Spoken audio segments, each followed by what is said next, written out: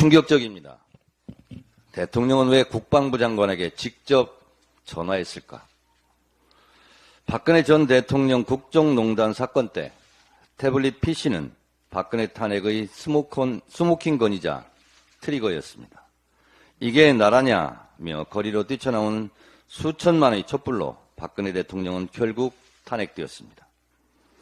최혜병 수사 외압 의혹 사건에서 대통령의 경로설은 안개 속 의심이었다면 대통령이 직접 국방부 장관에게 3차례 통화했다는 진실의 문은 스모킹 건이 아닐까라고 생각합니다. 과연 이 통화 사실은 향후 윤석열 대통령의 운명을 어떻게 가를지 아직은 아무도 모릅니다. 대통령의 3차례 통화, 이 사실, 과연 제2의 태블릿이 될 것인가? 먼저 MBC 보도를 다시 보시겠습니다. 오늘 뉴스데스크는 MBC 단독 보도로 시작하겠습니다.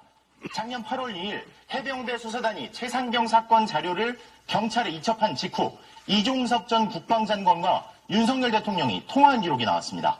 통화가 이뤄진 이후 당시 해병대 수사단장은 보직 해임됐습니다.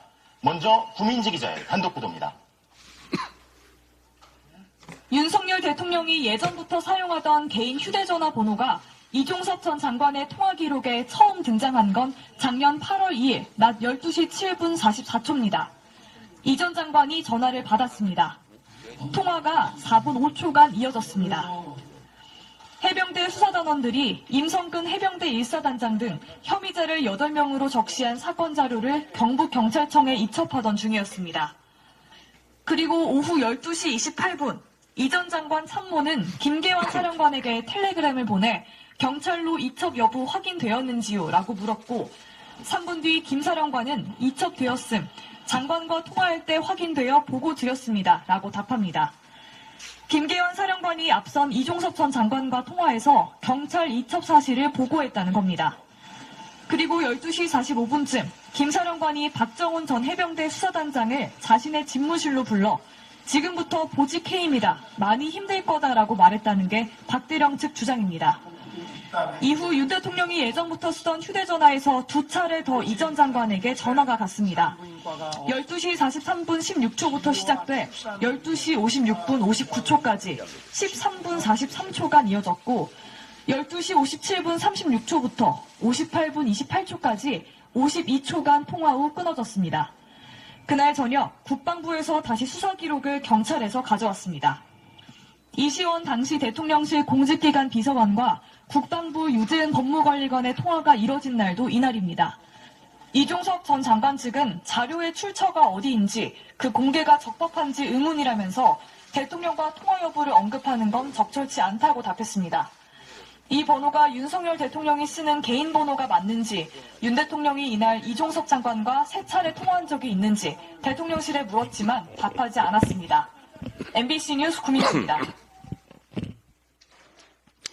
MBC 보도 내용처럼 작년 8월 2일 박정훈 대령의 수사단이 최상병 사건자를 경찰에 이첩한 직후 윤석열 대통령과 이종섭 국방부 장관의 통화 기록 사실입니다.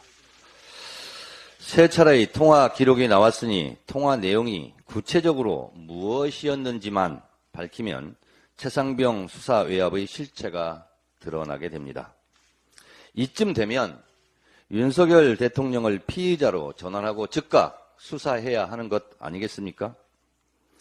어제 최상병 특검 재의결이 무산되었습니다. 왜 이렇게 특검을 두려워하는지, 왜 이종석 장관을 도주대사라는 오명을 쓰면서까지 호주 대사로 임명했는지, 이 사건 관련자로 의심받는 자를 총선에 공천했는지, 혹시 증거 입틀막이 아니었는지 국민들은 매우 의심하고 또 궁금해하고 있습니다. 의심받기에 충분한 짓을 한 겁니다. 최상병 수사 외압 사건은 노골적인 수사 방해이자 사법농단, 국정농단, 권력 사유와 이미 분명해지고 있습니다. 윤석열 정권의 수사방해, 사법농단, 국정농단이 점점 정점으로 치닫고 있습니다.